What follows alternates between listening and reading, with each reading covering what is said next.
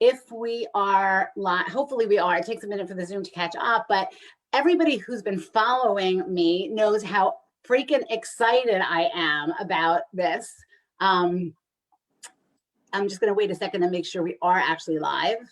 It is live on Facebook for me. Then we're live. So everybody who's been following me knows how excited I am. This is Ian Kerner. Like, he's like, you know, he's like notoriety in the sex world. So Ian wrote this book that probably many of you have heard of and read.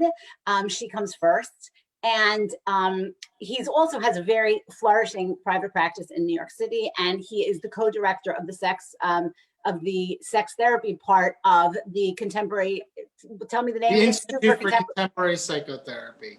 So he's all over the place, but mostly what we're talking about here tonight is his book, and he's another book coming out. You guys are so lucky. So I don't know, Ian. Why don't you say why you thought of writing that book to start with, what the book's about, and why you thought of writing She Comes First? Okay, well, She Comes First was my first book. I actually wrote it in 2002, and it was published in 2004. So it's been around a long time, and, you know, it certainly grew out of some clinical work, but if I'm going to be honest, there was a really personal story behind She Comes First, and that, you know, way before I ever became a psychotherapist or a sex therapist, I was just like a deluded male living in the world, growing up in the, you know, the 70s and then the 80s. And I really suffered badly from a pretty common sexual problem, early ejaculation. But, you know, there was no Men's Health magazine back then. There was no internet. There was barely even Cosmo. And so there was crazy. It's crazy to think how the world has changed in these 15 years is not that long. And you're right. Okay. Because you feel like anybody could Google now early ejaculation. They probably get a lot of misinformation. But I'm talking about when I was really growing up in the 70s and 80s, I was dealing with this problem in college. And, you know, all I wanted to do was sort of be a lover and connect and have sex and have relationships. And it really became, you know, apparent to me that I couldn't make love to my partners in the way that I wanted to. And that, like, unfortunately, my head really didn't align with my genitals. And so it really led me into, first of all, depression and disconnection and sort of like, you know, shame. Giving up. And shame. I'm assuming there was some shame. Tons of tremendous amounts of shame and guilt. And what happened is I sort of found my way to oral sex and to clitoral stimulation. And I learned that even if I could last as long as I wanted to in intercourse, it didn't necessarily mean that my partners were going to enjoy themselves. So at first they didn't enjoy themselves because I had early ejaculation. And then it's like, oh my God, so wait, even if I can last as long as I want, they're still not going to enjoy sex. Where do I win? You know, and so it really pushed me deep into early writings of the feminist sexual revolution about clitoral stimulation and female sexuality.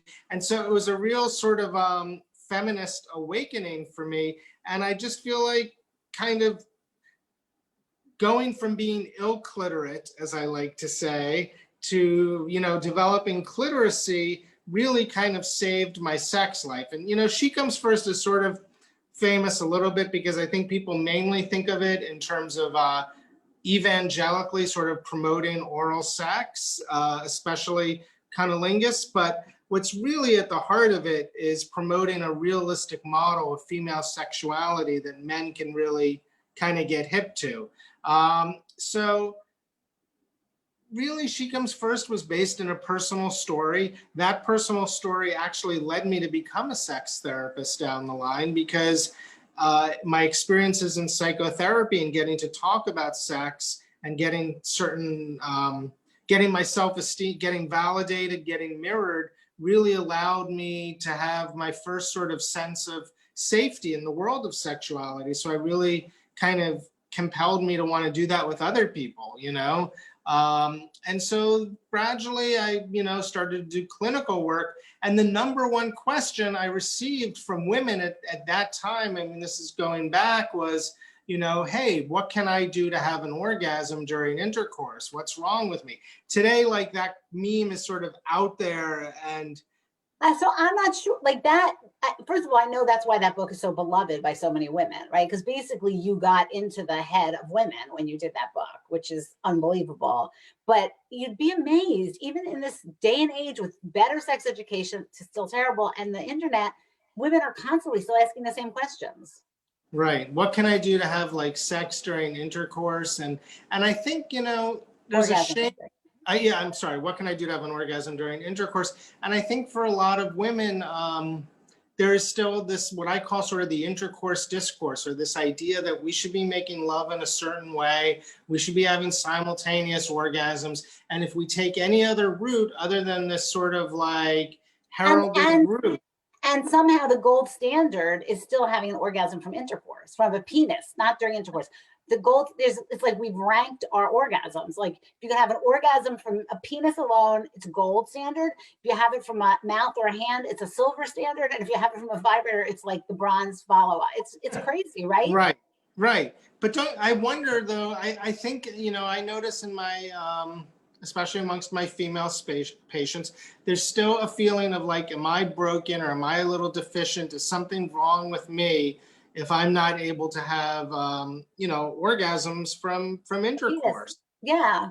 from penis and Totally. vagina intercourse? It's sort of, I don't know, I'd actually be curious if you have any thoughts as to why that is. I mean, I feel like it's just popular culture, right? It still looks like that in the movies half the time. It still looks like it's changing. But yes, I still feel like even though that message, I, and another whatever, 100,000 sex therapists are giving these messages, and yet those same issues keep being raised, right?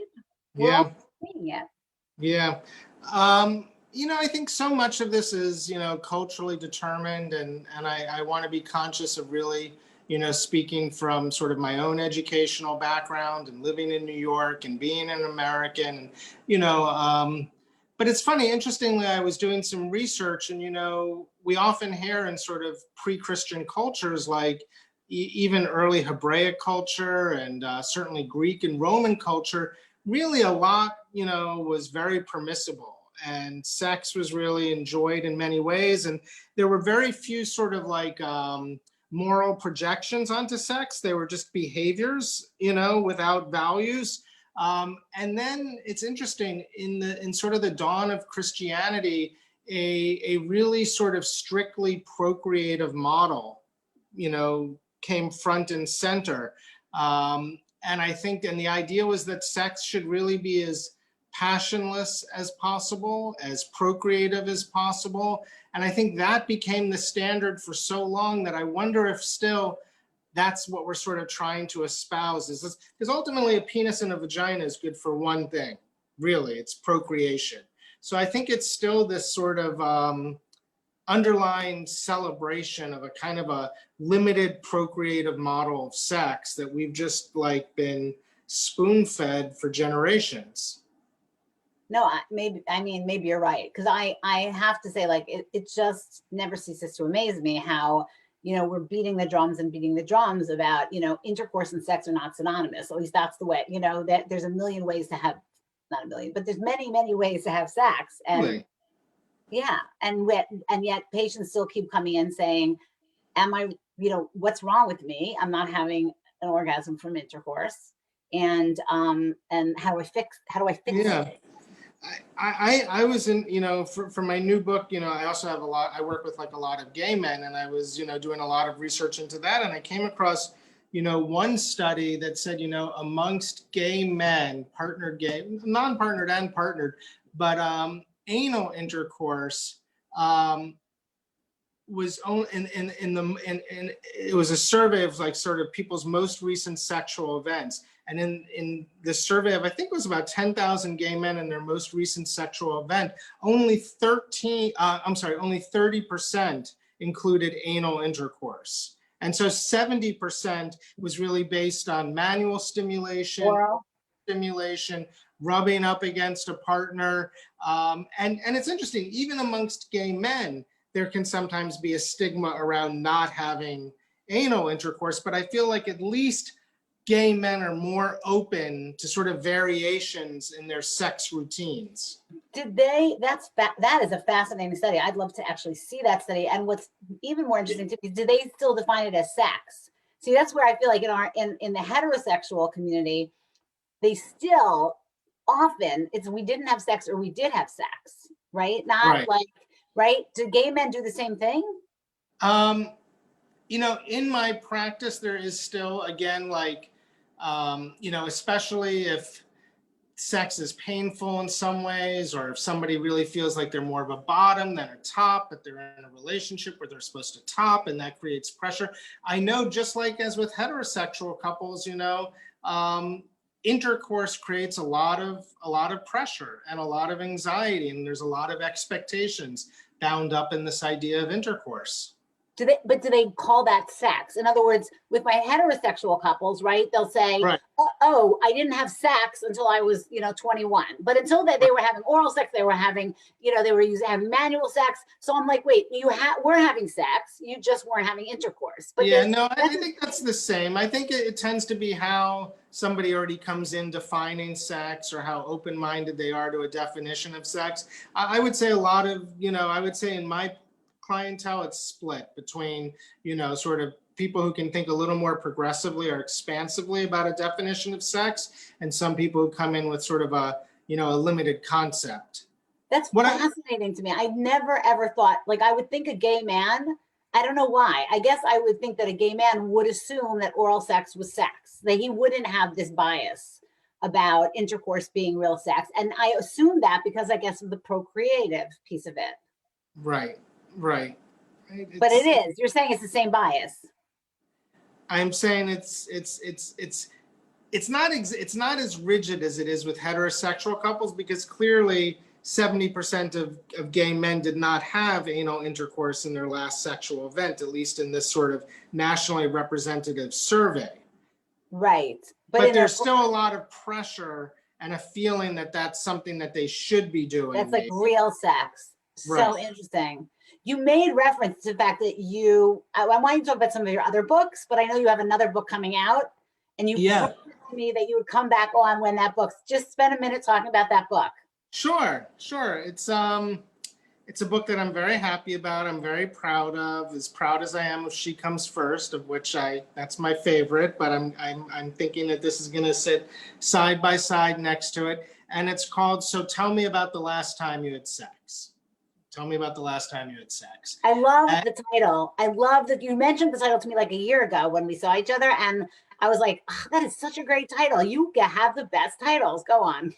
Thank you. Well, that title really comes out of the way I work with patients. So with She Comes First, I think I was maybe scratching my head to be a little bit clever, although the title came to me very intuitively.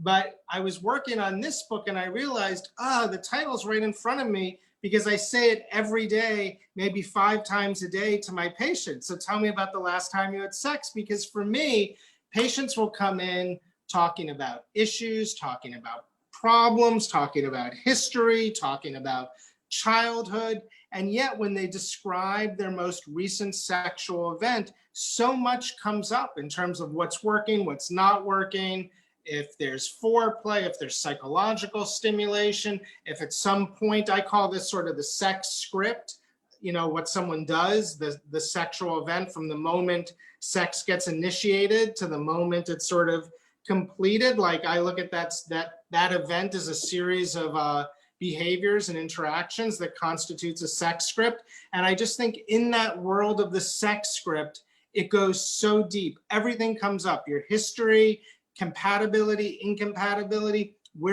things you like. If you don't like something, why you don't like something. Is it based in trauma or some kind of modeling around sex? So it's all in that sex script. Right. And what's fascinating is that people don't even realize, sometimes when they'll tell you their story, they're telling you all these pieces that they haven't identified themselves exactly yet, right? So it's like laying it out for you. They can give you all their theories and they can tell you what they think is happening, but as soon as they actually tell you what's happening, you see a totally different story, right? Totally. So it's really the most important for me, and every therapist is different. So some people really want to know history. Some people really want to know childhood. For me, the most important question I can ask a patient or a couple that's dealing with a sex problem, especially a couple, because all the discrepancies come up in that sexual event. All Can you- the can differences, you give all us the clashes. Can you give us a good example? Sure, a good example would just be, talking about oral sex and the fact that, so many couples rush to intercourse and they skip all of the activity, so many of the activities that would actually generate arousal, whether they're physical activities or psychological activities. So many people have anxiety during sex, or they feel disconnected, or they're worrying, and that's because they're not really present in the sex. And when you hear their sex script, we don't kiss, we get in bed, we undress ourselves, he touches my boob, and then he's inside me. And it's like, you're worried, you have questions as to why you're not enjoying the sex or in the moment or getting excited. It's a little mind-boggling sometimes, is it not? Yeah. And then a big theme of the book is also that I think, especially in our Western culture, so often our sexual repertoires or our sex scripts are based on physical activities like, I want more oral sex, or I want intercourse, or I want these positions. And our sex scripts are really lacking in psychological stimulation, and psychological stimulation is so important. When I'm working with men, for example, who have psychological ED, and I'll give them a little assignment. So next time you're home masturbating and you really want to watch some hot porn, don't touch yourself. Watch the porn, but don't touch yourself, and let me know how long before you have a usable erection without even touching yourself. So that's just the power of psychological stimulation to create arousal. And men will come back and say, yeah, it took about 5 minutes. I had a pretty strong hard on.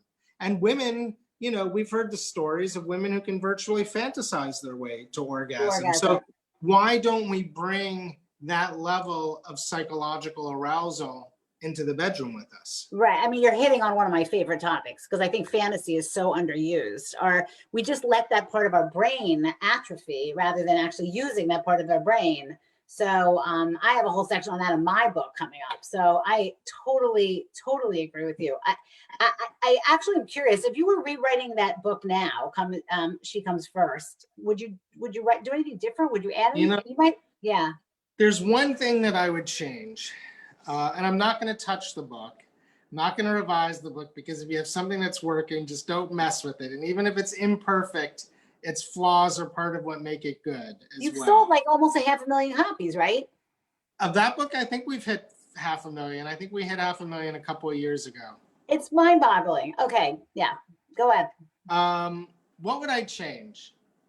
I think I would only change I think I would mainly change one thing that's relevant to this conversation, which is, and I wasn't really thinking about it in these terms back then. I just think I was a little younger and a little more naive, but I don't ever want women to feel pressured to have orgasms, or I don't want women to feel like, there's this book that says like, now I should be having orgasms via clitoral stimulation. And I learned this from my patients, not through them criticizing my book per se, but really just saying very often during sex, they feel sometimes a pressure to be orgasmic, or a guy will really approach it as like a challenge or a task, or a partner will feel very unfulfilled and upset if his partner isn't having orgasms. And certainly I want to emphasize that so many parts of sex are fun and pleasurable parts of sex, and that there's pleasure throughout the sex script.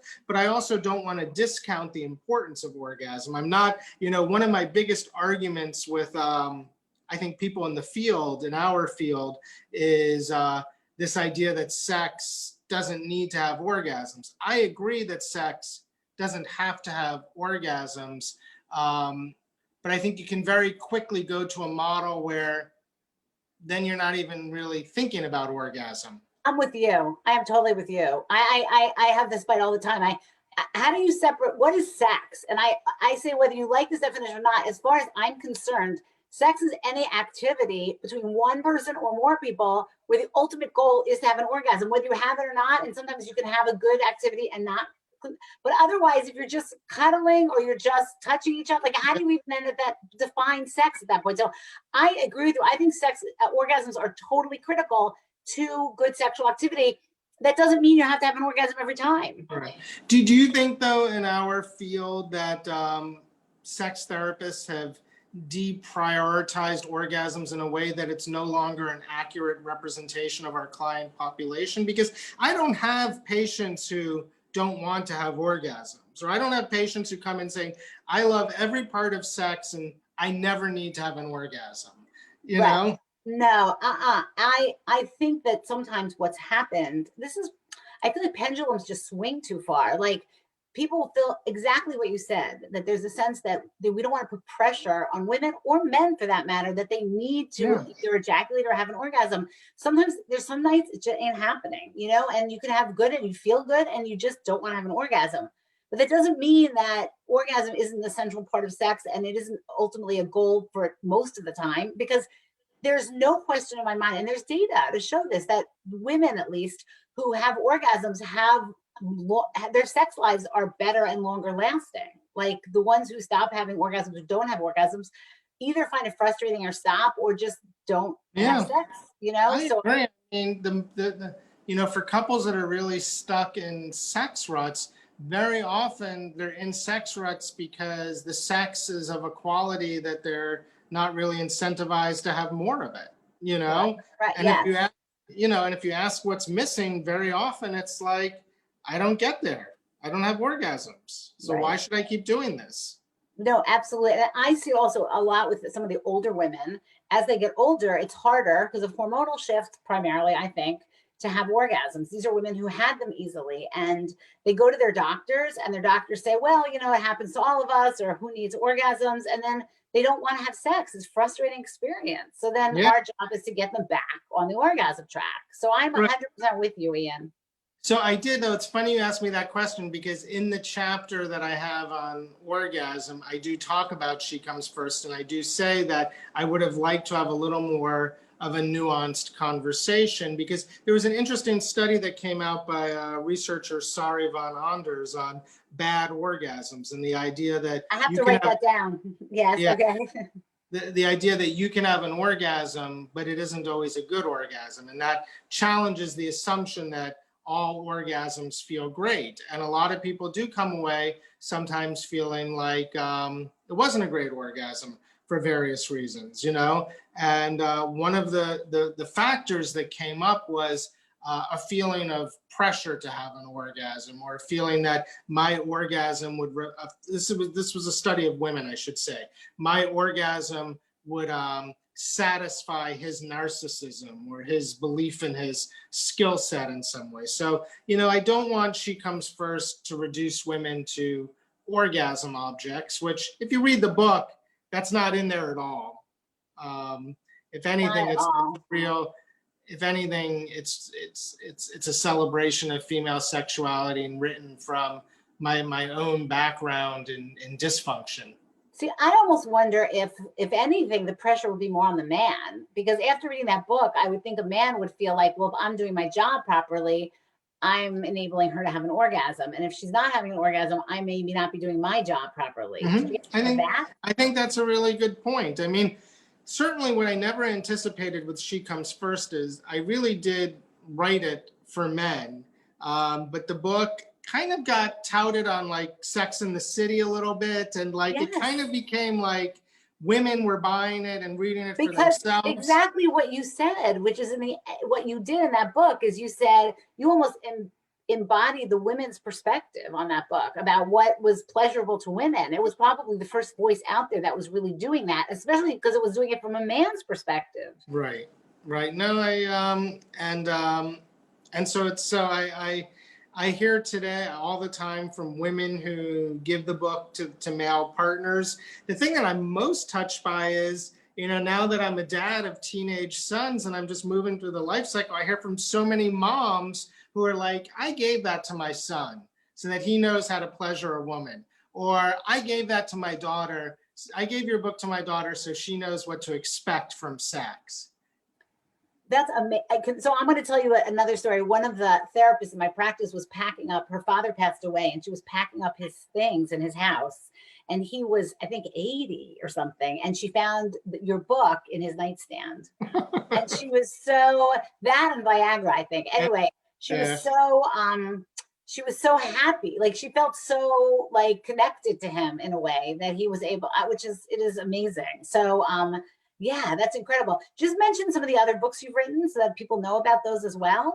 Well, I wrote She Comes First, and then I wrote a sequel called He Comes Next, which was Which I for, love that name. Yes.